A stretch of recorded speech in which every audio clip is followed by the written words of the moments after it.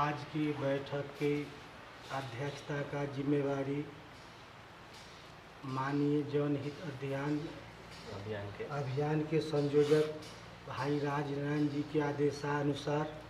साथियों, बहुत आज हम लोग को खुशी हो रही है कि माननीय राजनारायण बाबू की कृपा से हम लोग बापू की धरती भीतरवा से हम लोग यहाँ मीटिंग कर रहे हैं और इसी धरती से किसान का आंदोलन का शुरुआत हुआ था और जो किसान के प्रति शोषण हो रहा था, राष्ट्रपिता महात्मा गांधी ने यहाँ पर आकर किसान को उद्धार किए थे। माननीय राष्ट्रीय संयोजक जी का जो जनहित अभियान हम लोग चला रहे हैं, इनका उद्देश्य जाति जनगणना, जिसकी जितनी जनसंख्या उसकी उतनी भागीदारी और हम लोग चलावे और हम लोग संघर्ष करके गांव तक इस आंदोलन के ठिकाने का प्रयास करेंगे। 1 दर्जन साथी आए हुए हैं, यहाँ दर्शन के लिए हम लोग नहीं आए हैं। बापू यहाँ से आंदोलन का शुरुआत किए थे। यही धरती जिन्होंने राष्ट्रपिता का उपाधि, महात्मा का उपाधि दिया था, हम लोग भी करते रहेंगे। और इसी बात के साथ अपना बात समाप्त करता हूँ।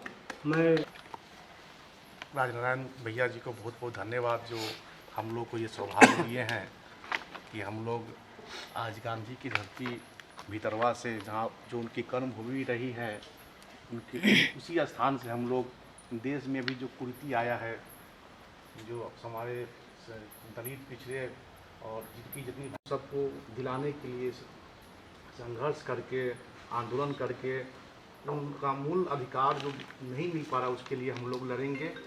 आदरणीय राजनारायण भैया जी के संगठन से इनका जनहित अभियान जो है, इनका नाम ही है जनहित अभियान। इसके थ्रू जनता के जो मूलभूत सुविधा है उसको हम लोग को लड़ना है, जैसे कि शिक्षा, स्वास्थ्य, नौकरी इत्यादि जो भी चीज़ें हैं, उस सबको ध्यान में रखते हुए भैया जी का जो ये अभियान है, ये बहुत ही स्वागत योग्य है।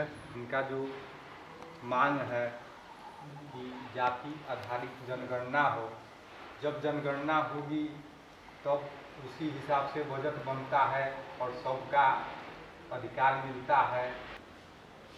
मेरे प्यारे साथियों, आज मुझे बड़ा अच्छा लग रहा है कि इस सर्दी में और पूरे धुंध भरी मौसम में भी सब लोग इतनी लंबी यात्रा कर यहाँ मेरा साथ देने ज़रूर पहुँचे। इसके लिए मैं दिल से आप लोगों के प्रति अपना आभार व्यक्त करता हूँ।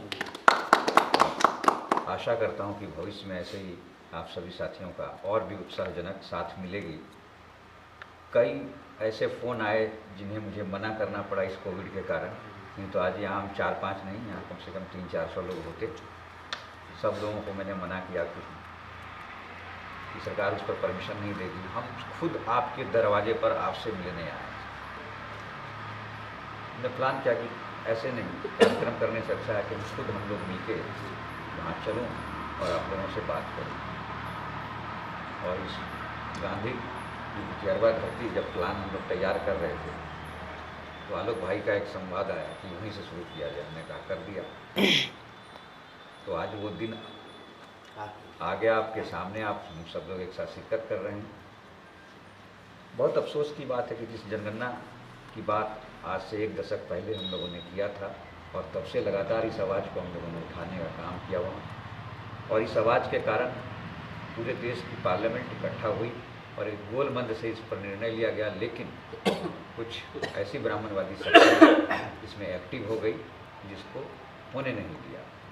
और दुर्भाग्य है कि 1931 के बाद सरकार के पास कोई डेटा नहीं। आज जितनी भी पिछड़े वर्ग के लिए पॉलिसी बन रही है, वो सब पॉलिसी अंधकार में बन रही है, एक अनुमानित आंकड़े के आधार पर बन रही है।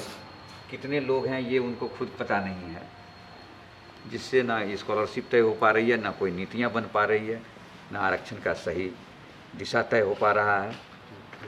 और सरकार को ये पता ही नहीं है कि कितने कौन लोग, किसकी हालत कैसी है, किसकी माली हालत क्या है, तो नीतियाँ कहाँ बन पाएगी, उसके सर्वांगीण विकास क्या होगा, कैसे होगा। इस आंकड़े की कई वैज्ञानिक पहलू हैं जिसके लगभग हर प्लेटफॉर्म पर इसको स्वीकार किया गया। प्लानिंग कमीशन ने भी इसे माना कि ज़रूरत है इसकी, तमाम मंत्रालयों ने माना, इवन सर्वोच्च न्यायालय ने भी समय समय पर सरकार से बात की इस विषय पर, आंकड़े की कमी महसूस की।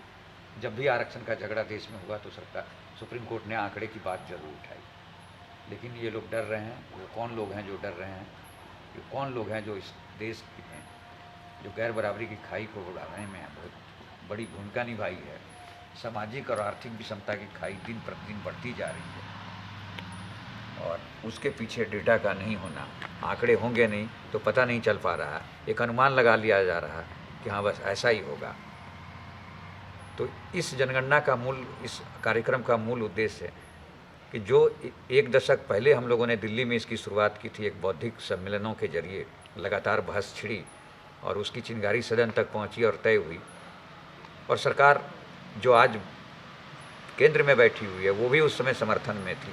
जो आज हमारे माननीय प्रधानमंत्री जी हैं, उस समय मुख्यमंत्री के हैसियत से इन्होंने समर्थन दिया था, और आज ये सब लोग चुप हैं।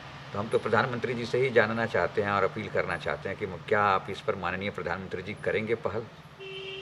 अगर इस बार चुक गया तो फिर 31 यानी पूरे 10 वर्ष तक इंतज़ार करना पड़ेगा, और पिछड़े वर्ग जो एक अंधकार की ज़िंदगी जी रहा है, जिसकी कोई संख्या नहीं है, जिसके बारे में सरकार को अता पता नहीं है, उसके बारे में किस तरह की नीतियाँ आप अगले 10 साल तक बनाएंगे?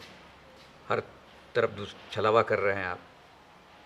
तो आपसे आग्रह है कि आप इस तरह का पर विचार करें और ऐसी नीतियों को बनाएं। इसलिए हम लोगों ने प्लान किया कि अब बौद्धिक सम्मेलनों के साथ साथ इसको गांव के अंतिम व्यक्ति तक कैसे पहुंचाया जाए, आम लोगों के बीच कैसे किया जाए, वहां तक ये इशू को पहुंचाने के लिए हम लोगों ने इस तरह का प्लान किया। और उसी क्रम में हर ज़िले का, बिहार में जो हम लोगों ने एक प्रथम चरण में कार्यक्रम शुरू किया, तो हर ज़िले में ये कार्यक्रम करेंगे और हर ज़िले में रात्रि विश्राम करेंगे, वहाँ के लोगों से संवाद करेंगे, वहाँ के लोगों से खुद चलकर मिलेंगे, और जो साथी इसमें करेंगे जिलेवार साथी, उन सभी साथियों को जोड़ेंगे और साथियों से अपील भी करेंगे कि हर साथी एक दूसरे साथी को भी इस कार्यक्रम में जोड़े और साथ कारवां को आगे बढ़ाए। हम लोग बहुत छोटे लोग, लेकिन समाजवादी सोच रख के कैसे इसको बढ़ाया जाए। कुछ लोगों ने इस पर विमर्श किया कि जाति की गणना हो जाने से जाति का वर्चस्व और बढ़ जाएगा। मैंने कहा जाति की गणना जब होगी और सही विकास की नीति निर्धारित होगी, जब समता की ओर समाज बढ़ेगा तो जाति की जकड़न टूटेगी। आप जात छुपाना चाहते हैं, जाति उतनी वर्चस्व होती जा रही है, जातिवाद उतनी ही फैलती जा रही है। तो इसके वर्चस्व को तोड़ने के लिए आपको समता कहीं ना कहीं से स्टार्ट करनी पड़ेगी। जाति की गिनती हम चाहते हैं उसके विकास के लिए, उसके सर्वांगीण नीतियों के लिए, और विकास तब तक नहीं होगा कि जब तक एक अच्छी नीति न बने तो उसकी सर्वांगीण विकास होगी कैसे। तो इन सब सारे विचारों को लेकर एक योजना बनी है। 4-5 जिलों को तय किया गया, जिसके प्रथम दिन गांधी जी की सत्याग्रह की धरती, जहां हम लोग आज सब बैठे हैं, और इस सत्याग्रह की धरती से हम लोग एक संकल्प लेके निकल रहे हैं यहाँ से कि अगले जब तक जाति जनगणना हो नहीं जाती है, इस कारवां को हम चलाएंगे और इस पर जितनी भी बहस हो सकती है, जितनी भी दबाव बनाने का सरकार पर काम हो सकता है, उसके लिए समय समय पर नीति निर्धारित करने का काम हम सब लोग मिलके करेंगे। हम लोग एक कमेटी इस पर गठन करेंगे और पूरे बिहार में इस तरह से इसकी बात होगी, और निश्चित तौर से जो साथी जिस ज़िले के हैं उनको उसी ज़िले में इस तरह का काम दिया जाएगा, और ताकि वो काम आगे बढ़ सके और ज़्यादातर लोगों को जोड़ने में सफलता मिले। यह कोई पॉलिटिकल कार्यक्रम नहीं है, जनहित अभियान कोई राजनीतिक दल नहीं है, ये पूरी तरह से गैर दलीय एक सामाजिक संगठन है, एक ऐसे बुद्धिजीवियों का अम्ब्रेला है, एक छाता है जिसमें सब तरह के लोग हैं जो विचार विमर्श करते हैं और पॉलिसी पर ही काम करती है।